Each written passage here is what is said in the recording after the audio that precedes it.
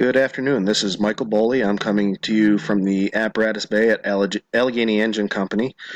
And given my subject matter, I felt that this was a fitting venue to hold my talk. So, our emergency service is in need of some emergency services. And this is going to be a look at the stresses and consequences of being a first responder. Now, emergency services has your three primary branches. You have the fire department with your firefighters. You have your law enforcement with your sheriff's deputies, state troopers, and local police officers. Then you have your EMS, where you have your emergency medical technicians, paramedics, drivers, and such. Each occupation has their own set of duties and responsibilities responding to different emergencies.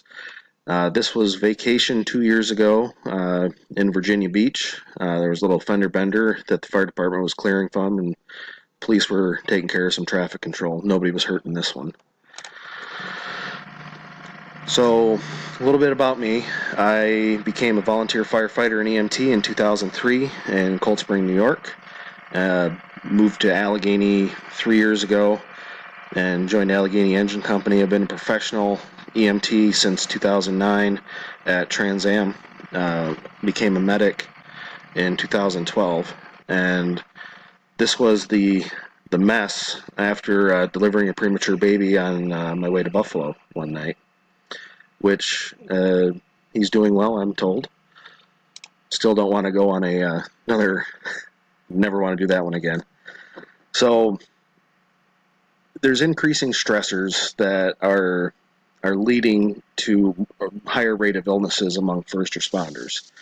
And some of those problems are depression, suicide, PTSD, and with all three of those, well, obviously the suicide, you'd have some marital stress, but our pride is weighing us down and not seeking help.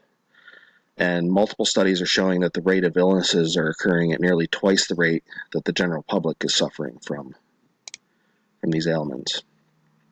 So here's the memorial from 9/11. Obviously a big stressor, 343 firemen and thousands of civilians died that day. This was my visit to the site in June of 2016, and largely the reason why I became a firefighter. This is the plaque from that memorial where their friends and family come and leave roses in their name to show that they were there. Now, the reason why that was a big deal is that firefighters don't like to talk about our emotions. We're strong, we're tough, we bottle everything up on the inside. And there needs to be a change in how emergency services cares for itself. Unfortunately, firefighters often do not seek out a behavioral health treatment even when they're struggling with significant mental health issues.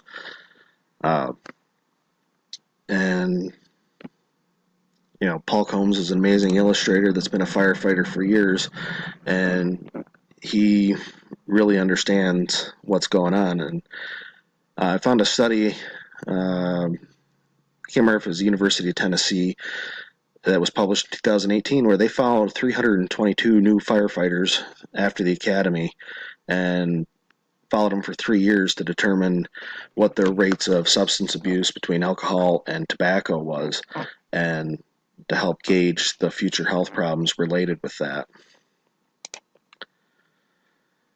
So with that, there are, as one of the Veterans Affairs Department is expanding their crisis services, from just the standard, call and we'll talk, to include texting and chatting as part of their platform to help expedite and get help to veterans that need it. And so far, from what I understand of it, it is working fairly well.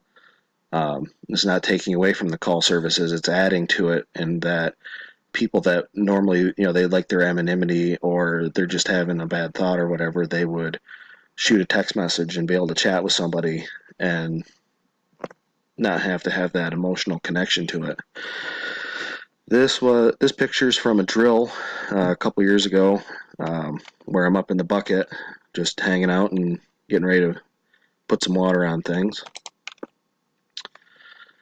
So new programs are being developed to help prevent mental health issues after an incident and get them the treatment that they need, and develop new programs because we feel that there's such a lag, not a lag, but more it hurts it hurts our image to have mental health issues and seek help.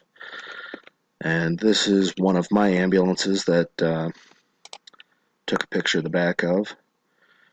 So one of those programs that's being headed up by FDNY is Project Reach Out. They are starting out taking a number of individuals from each company, and they're training them to keep an eye on their fellow peers, their fellow firefighters.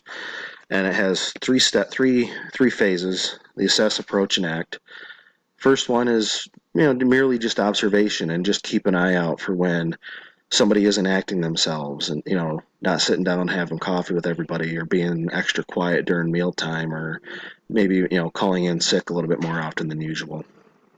And then during approach, they express their observations in a confidential and non-confrontational manner to help, as a friend, go to them and then help them act to get connected to the appropriate resources, whether that be counselors, group therapy,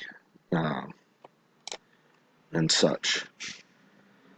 And one sticker that I've had on my helmet for a very long time is my one ass to risk, to remind me that I only have one ass to risk. So